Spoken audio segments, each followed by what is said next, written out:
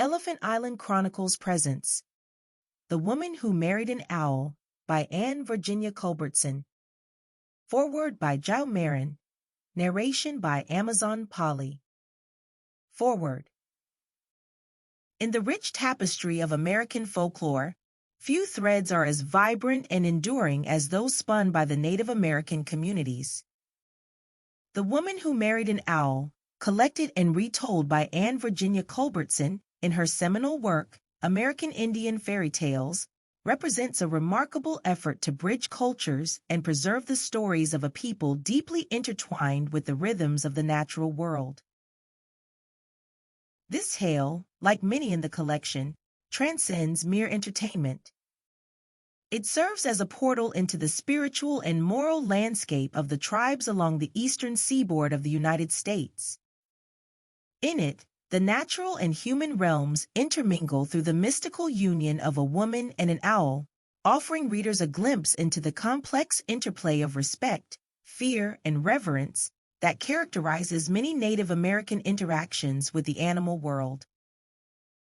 Culbertson's work comes from deep admiration and respect for these stories and their tellers. By the time these tales were recorded, many of the oral traditions that had sustained them were under threat. In preserving them, Culbertson ensured that future generations would know of these rich narratives and honored the wisdom and storytelling prowess of a culture that has often been marginalized in the broader American narrative. As we turn the pages of this collection, let us approach with an open heart, ready to learn, reflect, and be transformed by the profound wisdom of these stories. Let us appreciate the effort to capture such fleeting oral traditions and recognize the importance of such work in fostering a deeper understanding and appreciation among diverse cultures. This foreword, therefore, is not just an introduction to a tale, but an invitation to witness the magic and mystery of a world where every creature and every action holds a deeper meaning, where the boundaries between the human and the spiritual are as fluid as the turning of a page. Welcome to a journey through the heart of America's indigenous storytelling heritage. Joe Marin. The Woman Who Married an Owl. When the children got home from the nutting expedition and had eaten supper, they sat around discontentedly, wishing every few minutes that their mother had returned. "I wish Mama would come back," said Ned. "I never know what to do in the evening when she isn't home." "I 'low 'bout de best you all can do is ter lemme put you ter bed," said Aunt Franny. "Don't want to go to bed. I'm not sleepy." "Want to stay up," came in chorus from 3 pairs of lips. "You chillun is wusser den night owls," said the old woman. "Ef you keeps on wid dis settin' up all night business, I bone some you gwine turn inter one er de your big fussy owls wid yaller eyes styrin'. Jest de way little Mars Kit doin' dis vay minute, tryin' to keep hisseff awake. And dat minds me you the owl war turn hisseff inter a man, and ef a owl can do dat, what's ter hinder one er you all turnin' inter a owl, I lack ter know. So you best come long up ter bed, and ef you is right spry gettin' ready, mebbe I'll hole in and tell you 'bout dat owl."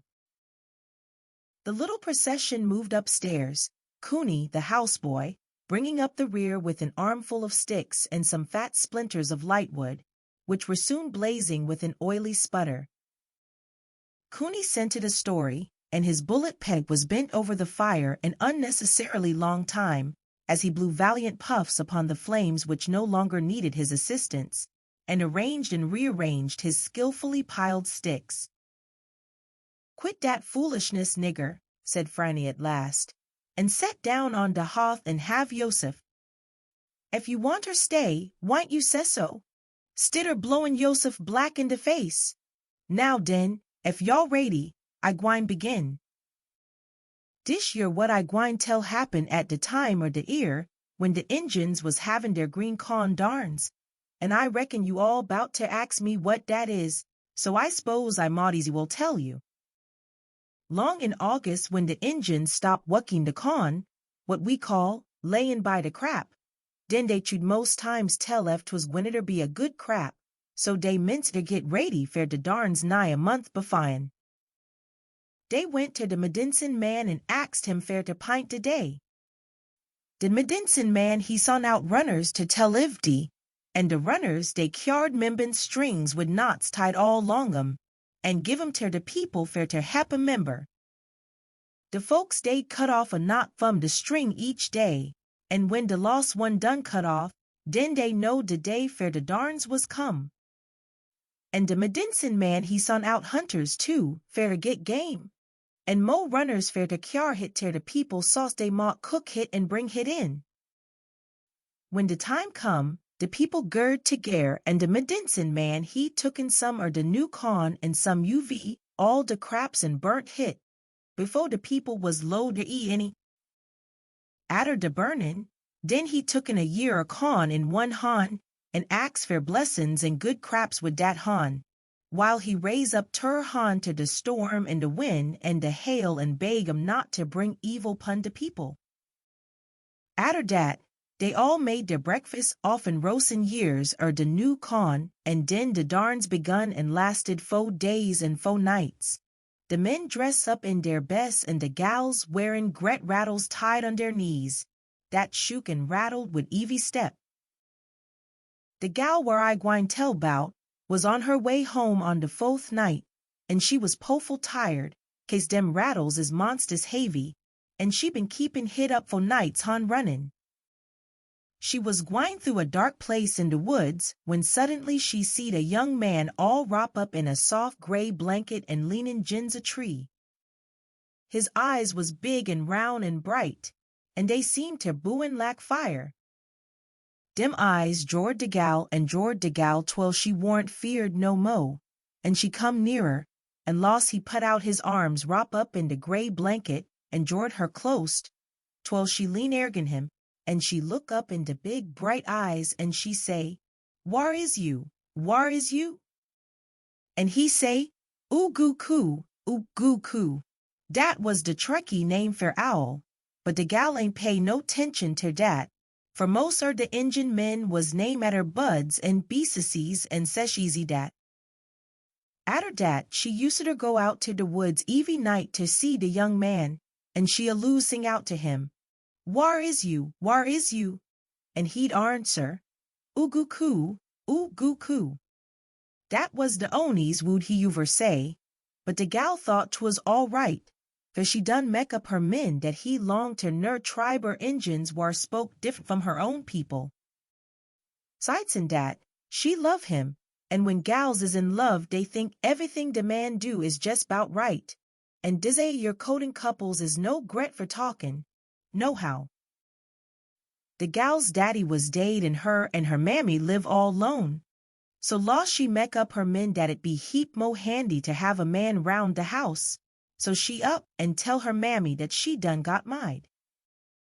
Her mammy say, "You is you? Well, who de man?" The gal say, "Oo goo coo." "Well den," says her mammy, "I reckon you best bring home dish yer oo goo coo and see if we can't mek him useful. A little good game, now and den, ood suit my mouth right well. We ain't have ne'er pussin' to do no huntin' for us since yo' daddy died." "Mammy," says de gal, "I's bleeged ter tell you dat my husband can't speak our language." "All de better," says her mammy, says she. "Dar ain't gwine be no trouble 'bout dat, case I can do talkin' 'nuff for two, and I ain't want one dis at your back talkin' son-in-laws nohow." So the next night the gal went off and comed back late wid the young man. Her mammy axed him in and gin him a seat by the fire, and dar he sot all wrop up in his blanket, wid his hide turned way fum the light, not sayin' nothin' ter nobody. And the fire died down and the wind blewed monful outside, and dar he sot on, and when the womens went to sleep, dar he was settin' still. But in the mornin' when dey woked up he was gone, and dey ain't see hyar ner hide of him all day. The next night he come ergin and bring the lotter game wid him, and he put dat down at de do and set hisself down by de fire and stay dar, same as he befo', not saying ne'er word. Dat kind vex de gal's mammy at loss, case she was wonder dizit your womens war no sooner gets what dey ax fer dan dey ain't cure bout hit no mo'. She want son-in-law war can't talk, she get him, and den she want one war can answer back. She getting kinder jubis bout him, but she feared to say anything for fear he quit and she get no mo' game. Thoot night he come onct mo' wid a passeler game, and she mighty curious bout him by dat time. She say to herself, well, if I ain't got de curiousomest son-in-law in dizzy diggins, den I missed the question. I wonder what make him set wid his face turned from de fire and blinkin' his eyes all de time. I wonder why he ain't never unloose dat blanket, and why he glongs off fo' de daylight and never comes back twel de dark.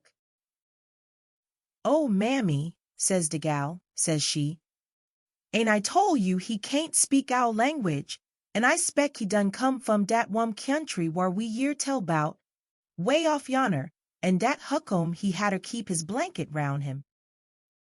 I reckon he get so tired huntin' all day, no wonder he had her blink his eyes to keep 'em open. But her mammy want sassified, case hit mighty hard to hide off wonder dizzy your pryin' womens, so she go outside and gar up some lightwood splinters and tow 'em on de fire, dis-a-way, all of a suddent. Here the old woman rose and threw on a handful of lightwood, which blazed up with a great sputtering, and in the strong light she stood before the fire enacting the part of the scared owl for the delighted yet half-startled children.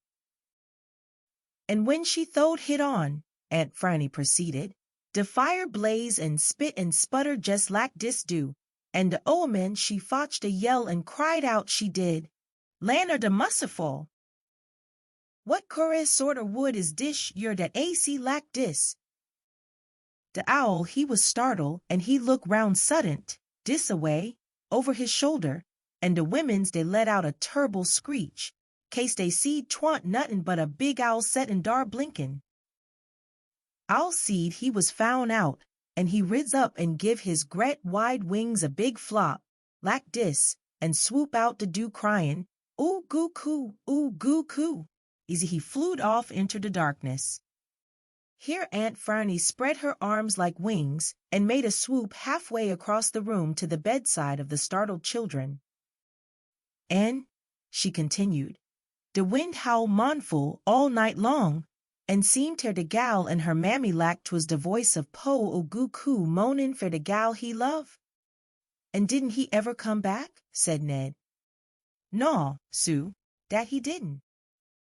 He was too shamed to come back, and he been so shame er de trick ever since, dat he hide hisself way in de daytime and never come out twel de dusk, and den he go sweepin' and swoopin' long on dem gret big soft wings, so quiet dat he ain't mek de goes you soon, jes' looks lak a big shatter flittin' round in de dusk.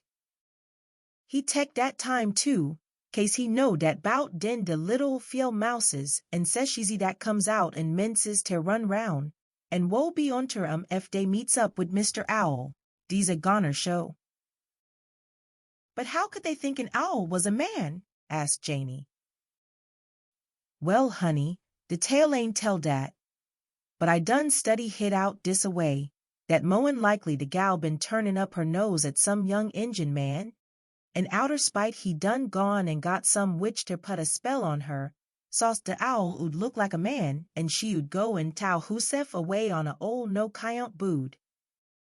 Yas, I reckon dat was 'bout de way, and now y'all better shet up dem peepers or you'll be getting lak de owls, no good in de daytime, and wantin' ter be up and prowlin' all night. The end.